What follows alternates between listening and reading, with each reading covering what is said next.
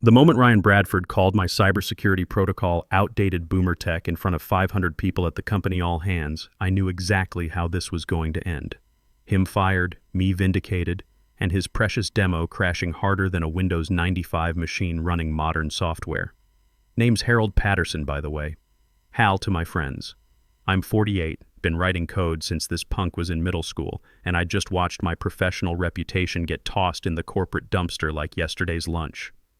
Ryan was video calling from our Dallas headquarters that Monday morning, that MBA-polished smirk plastered across his 32-year-old face like he'd just discovered electricity. His hair was too perfectly styled for someone supposedly running innovation, and his voice had that business school tone they all learn, buzzwords and zero substance. The kid had been at TechFlow Dynamics exactly 4 months and already thought he owned the place. He clicked to a slide titled Modernization Initiative for Legacy Teams and announced we'd be transitioning to full agile methodology starting immediately. No discussion, no input from the people who actually built the systems keeping this company afloat. Just corporate speak for, we're throwing out everything you old guys created. The conference room in our Chicago office went dead silent.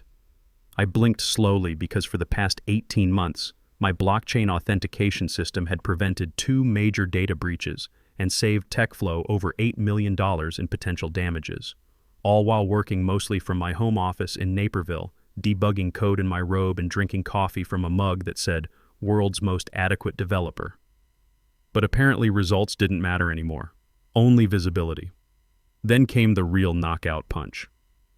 All proprietary security protocols and authentication frameworks, Ryan said, advancing to another slide, need to be uploaded to our centralized code repository. Full documentation, technical specifications, commit histories. My team will be reviewing everything for potential patent consolidation. That's when I leaned back in my chair and felt my jaw clench hard enough to crack a walnut. This wasn't about modernization or collaboration. This was theft, plain and simple corporate intellectual property theft, with a PowerPoint presentation wrapped around it like a birthday bow on a turd. If you think that sounds paranoid, you've never watched a hotshot VP waltz in from a competitor with an MBA and a laptop full of stolen ideas. I unmuted myself, keeping my voice level. Can I get clarification on whether this applies to systems developed outside standard work hours? Ryan's shark smile got wider. Hal, if you're developing security solutions relevant to our technology roadmap, we consider it within company scope. Even if no company equipment, time, or resources were used, I asked. He actually laughed. God help me, the kid laughed like I just asked if gravity was optional. If you don't like the new direction, Hal, you're welcome to update your LinkedIn profile and find somewhere that appreciates legacy thinking. The video call went silent except for the hum of the air conditioning. Even Kevin Walsh, our junior developer who still uses Stack Overflow for basic syntax questions, stopped typing mid-keystroke. The marketing team pretended to study their phones. Diana from QA stared at her notebook like it contained the meaning of life. And me? I smiled back at that camera with the same expression I'd worn 22 years ago when my Navy commanding officer told me I'd never amount to anything in the civilian tech world. Thanks for the clarity, Ryan. Really helpful guidance. I closed my laptop with the satisfying click of a trap snapping shut, unplugged my second monitor, took a long, slow breath that smelled like betrayal and Colombian dark roast. Then I stood up, slid my laptop into my messenger bag, and walked toward the door like I was heading out for a sandwich. No shouting, no desk slamming, no dramatic speeches about respect or years of service. Just the quiet confidence of a man who'd been building toward this moment for longer than Ryan had been working anywhere. People stared as I headed to the elevator. Diana caught up with me in the hallway, her face pale and confused. Hal, what's happening? Where are you going? I looked at her, steady as concrete foundation. Stay, watch, learn how the game really works. The elevator doors opened with a gentle ding. I stepped inside, turned around, and watched Diana's worried face disappear as the doors closed. She was a good engineer, sharp and detail-oriented. She'd figure out soon enough what Ryan had just stepped into. I didn't slam any doors on my way out, didn't send a company-wide email or post anything dramatic on Slack, just walked to my Subaru Outback in the parking garage, popped the trunk, and placed my messenger bag next to a pre-addressed FedEx envelope that had been sitting there for 3 weeks. The label read, Thomas Sterling, Escrito General Counsel, TechFlow Dynamics. Inside that envelope was 47 pages of documentation proving that the blockchain authentication system Ryan wanted to steal was mine. Not theoretically mine or morally mine. Legally, documentably, notarized by a licensed professional mine. See, I'd been building it on my own time for the past 18 months. Nights, weekends, my own hardware, my own electricity bill, with witnesses, with digital breadcrumbs so clear that a first-year law student could follow them straight to federal court. They thought I'd roll over like some grateful company man with hurt feelings and a half-finished resume. But I don't roll over easy. I plan quietly. And when corporate climbers try to steal what I've built, I don't argue or complain or write angry emails. I file lawsuits. The authentication protocol that would eventually destroy Ryan's career started as a napkin sketch at Murphy's Diner on Route 34, right next to a stack of blueberry pancakes and a waitress named Sue who kept my coffee topped off without asking. It wasn't elegant at first, just hash functions and verification loops scribbled in blue ink while I waited for my car to get new brake pads at the shop next door. But it was the moment I stopped being just another employee and started being something else entirely. A builder who was tired of watching good ideas get stolen by people who couldn't code their way out of a paper bag. That was 12 months before Ryan Bradford ever darkened TechFlow's doorway. 12 months before he'd start erasing my name from project documentation and pretending collaborative innovation meant stealing credit from guys who actually knew what they were doing. I hadn't started building it out of spite or revenge. I'd started because I could see the writing on the wall clearer than Ryan's perfectly styled hair. The company wanted flash over substance, buzzwords over actual security. My proposal for a zero-trust blockchain authentication system that adapted in real time to threat patterns? Too complex, they said, too hard for sales to explain to clients. So they shelved it, filed it under maybe someday, and moved on to shinier, simpler things that looked good in PowerPoint presentations. I didn't. I went home to my split-level house in Naperville, opened my personal MacBook Pro, different machine, different network, zero connection to TechFlow's infrastructure, and started coding. Function by function, protocol by protocol. I stitched together something that worked silently, efficiently, and most importantly, legally. Every git commit had a timestamp. Every backup got uploaded to encrypted cloud storage I paid for with my own credit card. I even emailed weekly progress reports to my personal Gmail account using a variation of my name from my Navy days. Call it paranoia, but in this business, paranoia is just experience wearing steel-toed boots. And once a month, I met with my old Northwestern roommate, Professor James Hoffman, now teaching computer science and looking like he'd been wrestling with tenure committees for 20 years. We'd grab beers at O'Malley's pub and walk through my progress. He'd nod, ask smart questions, and sign off as an independent witness on development logs I kept notarized through a service downtown. "You really think they'll try to steal this?" Jim asked one October evening, reviewing my latest code samples while nursing a Guinness. "Jim, I've been in corporate tech for 22 years. They steal everything that isn't nailed down, and half the stuff that is." I sipped my beer. "This isn't speculation. This is insurance." He signed the witness forms anyway. Good friend, that Jim. 8 months into development, the authentication system wasn't theoretical anymore. It was a functioning framework that could handle enterprise-level security loads without breaking a sweat.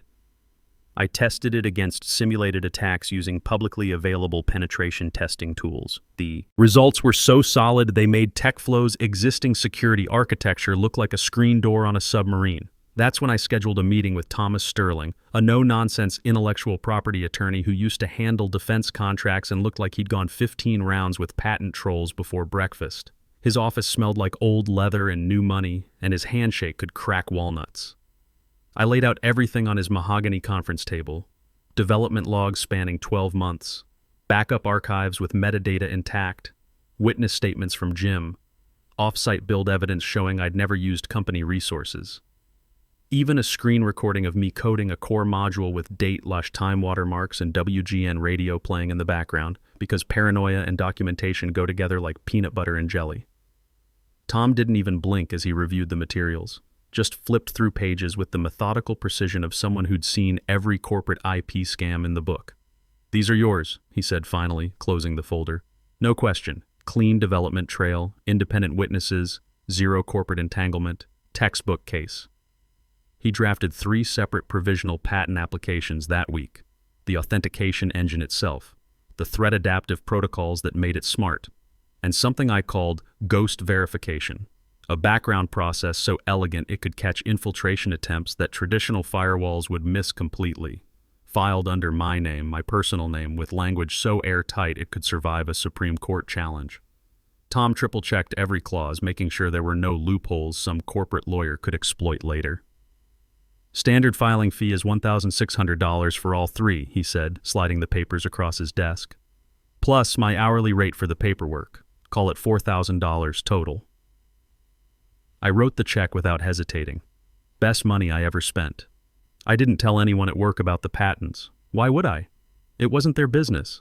The system was mine, built with my ideas, my time, my resources.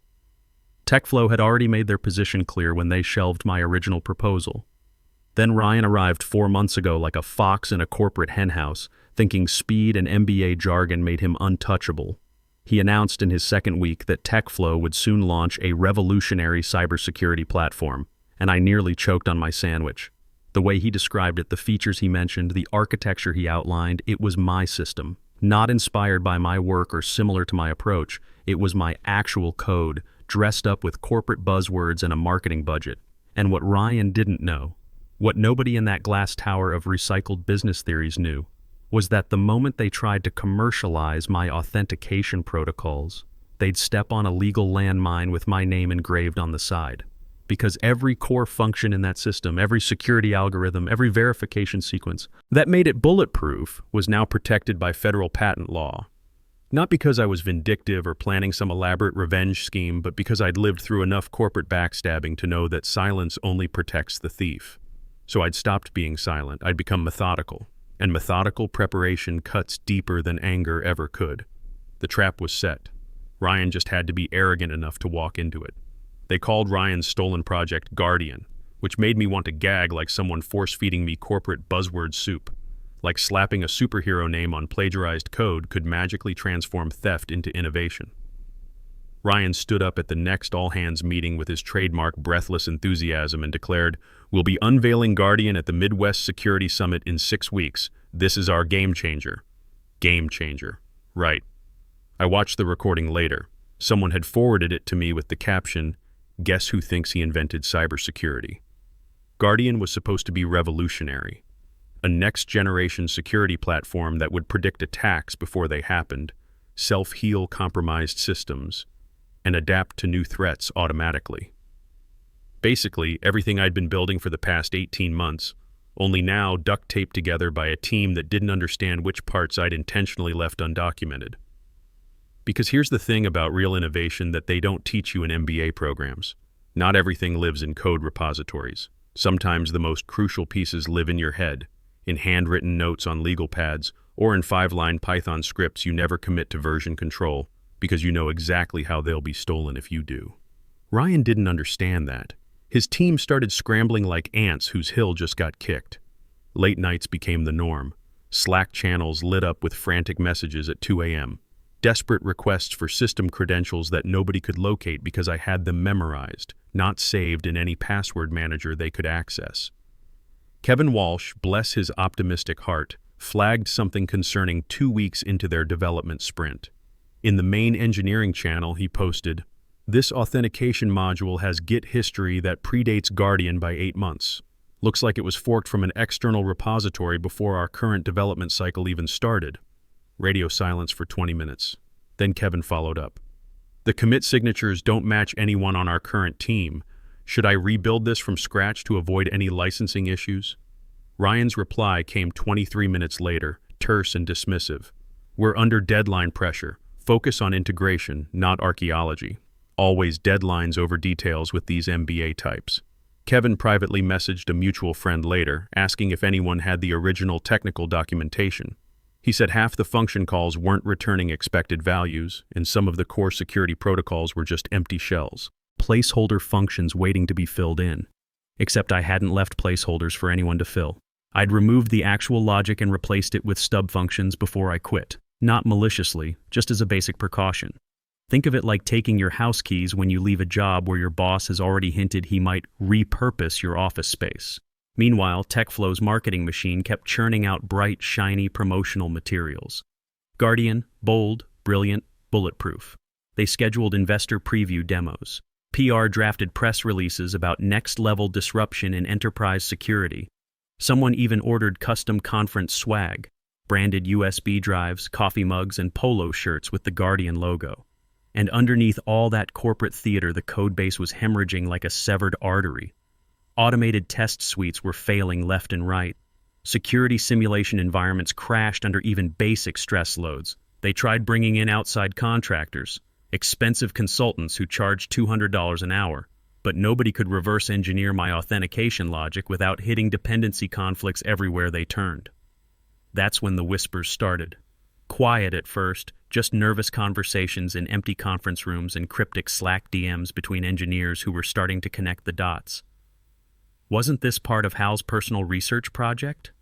I thought he was still developing this independently when he left.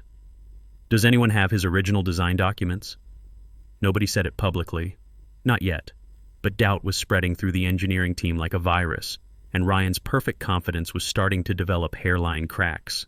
He kept smiling during status meetings, standing in front of whiteboards talking about synergistic convergence and AI-native security paradigms, like someone who'd memorized a TED Talk and mistook it for actual technical knowledge. He brushed off every concern with the same dismissive wave. This is how disruption feels. Messy, but magical. It didn't feel magical to the people trying to make his stolen code actually work.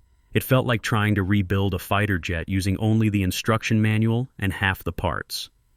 But outside TechFlow's glass bubble, nobody knew about the internal chaos. The Midwest Security Summit organizers were promoting our upcoming demo like it was the second coming of internet security. Trade publications ran preview articles. Venture capitalists started sniffing around, asking pointed questions about our intellectual property portfolio and licensing agreements. Everyone wanted in on what they thought was going to be the next big breakthrough in cybersecurity, and the one person who could have told them the truth, that they were about to watch the most expensive tech demo failure in conference history, was sitting in his home office in Naperville, drinking coffee and waiting for the other shoe to drop.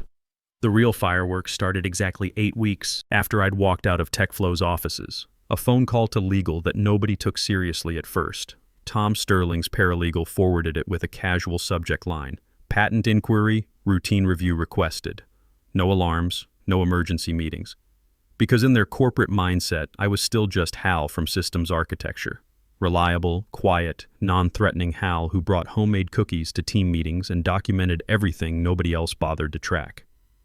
The cease and desist letter arrived the next morning like a guided missile with a legal warhead. It hit General Counsel's inbox at 8:47 a.m. on a Tuesday, filed by Thomas Sterling with all the warmth of a surgical incision. Subject line, immediate cessation required. Patent infringement notice, case number 824-07M. 6 pages, single-spaced, citing specific components of Guardian that directly violated provisional patents filed under my name 3 months earlier. Tom had even included annotated screenshots of their GitHub commits and timestamp comparisons with my notarized development logs. It wasn't a warning shot or a negotiating position. It was legal carpet bombing with precision targeting. By 10:30 a.m. that Tuesday, Ryan had been dragged into an emergency conference room with 2 corporate attorneys and someone from risk management who looked like she'd rather be auditing tax returns. I heard through the engineering grapevine that he actually laughed when they showed him the cease and desist letter. Laughed like someone had just told him the Easter Bunny was filing a trademark complaint. He's bluffing, Ryan reportedly said, leaning back in his chair with that MBA confidence intact. Provisional patents are just paperwork placeholders. They don't mean anything until the full patents are approved. Bless his business school heart. Because about 2 hours later, the second letter arrived. This one came directly from the United States Patent and Trademark Office, confirming that 3 provisional patents filed under Harold J. Patterson had been formally accepted and logged 10 weeks prior. Patent interference protocols were now active under Title 35 of federal law. Any continued use, demonstration, or commercialization of the protected technologies would constitute willful infringement. That word, willful, mattered more than Ryan's entire vocabulary of buzzwords. In patent law, it's legal dynamite. It meant they couldn't claim ignorance anymore. It meant damages could triple if this went to court. General counsel's tone shifted from eye rolls to emergency meetings. Emails started flying like shrapnel from an exploded hard drive. The CTO's assistant accidentally CC'd half the development team on a message reading, "What exactly do you mean we can't demo our own platform?" followed immediately by a "please disregard this message" retraction that fooled nobody. One of the UX designers posted in a private Slack channel, "If HAL filed these patents before Guardian development even started, are we completely screwed?" Someone replied with a gif of the Hindenburg going down in flames. But the real panic hit when they traced Guardian's core architecture and realized it wasn't just inspired by my work or coincidentally similar to my approach. It was dependent on it. The authentication protocols, the threat detection algorithms, even the adaptive response mechanisms. They weren't parallel developments. They were identical copies. Because they were mine. There was no independent innovation, no clean room implementation. Guardian was my system with Ryan's name slapped on top like a vanity license plate on a stolen car. And now that car was about to explode in front of 500 industry professionals at the biggest cybersecurity conference in the Midwest. Ryan doubled down anyway. He stormed into an emergency engineering meeting and declared with the desperation of someone whose career was circling the drain, "This is a scare tactic. We're not pulling anything. The summit is in 4 days. We've got booth space booked, investors flying in from both coasts. He's not going to torpedo his own reputation over legal technicalities." Oh, Ryan, you still thought this was a game where reputation mattered more than federal law. The Midwest Security Summit smelled like overpriced coffee and corporate desperation when Ryan's team arrived at McCormick Place that Thursday morning. He showed up wearing a suit that probably cost more than my monthly mortgage and confidence that could have powered half of Chicago. His entourage, 4 engineers, 2 marketing coordinators, and 1 unfortunate intern named Ashley, followed him like he was leading a parade instead of walking into a legal ambush. They set up booth number 314 with branded banners, premium conference swag, and a demo workstation loaded with Guardian. Prime real estate, center floor, right across from 2 competitors who'd already posted teaser videos about their own revolutionary threat detection platforms. Same market Guardian was supposedly going to dominate. The cease and desist letters ignored, the patent confirmations dismissed. The legal warnings brushed aside because Ryan had convinced himself that provisional patents were just suggestions. Inside the TechFlow booth, tension was thick enough to cut with a butter knife. The demo laptop sat connected to dual 4K monitors. 2 senior engineers hovered nearby like nervous paramedics, running last-minute diagnostics and trying not to sweat through their branded polo shirts.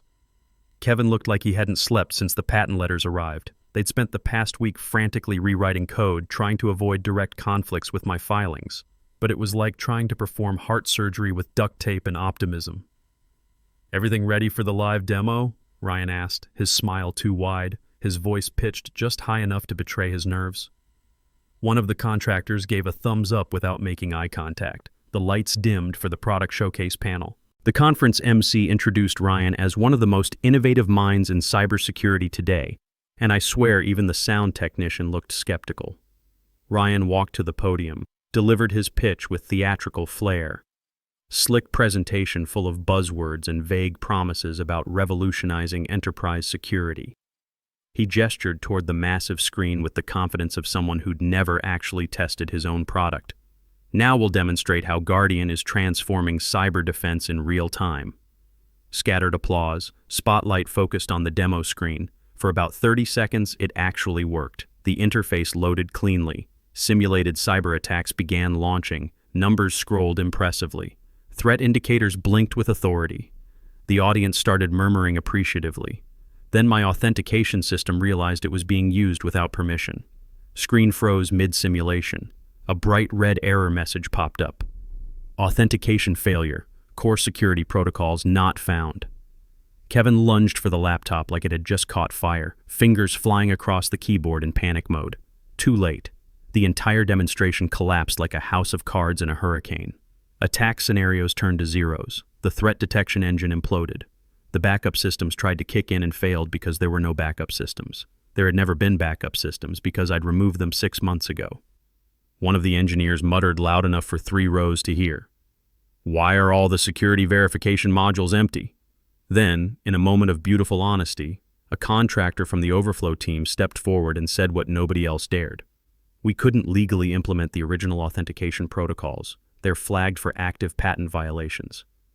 Complete. Dead. Silence. On stage, Ryan stood frozen like a deer in headlights, gesturing helplessly at the crashed demo screen. The conference MC whispered into his earpiece, "We need to move to the next presenter." Ryan couldn't even respond. His perfect confidence had evaporated like morning fog, leaving only a 32-year-old MBA who'd just learned the difference between stealing ideas and actually building them. The audience clapped politely, the kind of sympathy applause you hear when someone forgets their lines in a high school play. 2 weeks later, I started at Nexus Systems in downtown Chicago, chief security architect, corner office overlooking the river. My own team of engineers who actually understood that experience beats arrogance every single time. The salary was 40% higher than TechFlow had ever paid me, plus equity options and a budget to build systems the right way from day one. Ryan? Last I heard, he was explaining his career transition period to recruiters and learning that collaborative innovation doesn't look quite as impressive on a resume when it comes with patent violation footnotes. 6 months later, I'm still at Nexus, still building bulletproof security systems, still getting headhunter calls from companies who learned the hard way that 22 years of experience can't be replaced with PowerPoint presentations and MBA confidence. Some lessons you learn in business school, others you learn by trying to steal from guys who've been writing code since before you discovered the internet. Thanks for the clarity, Ryan. Best career advice I ever got.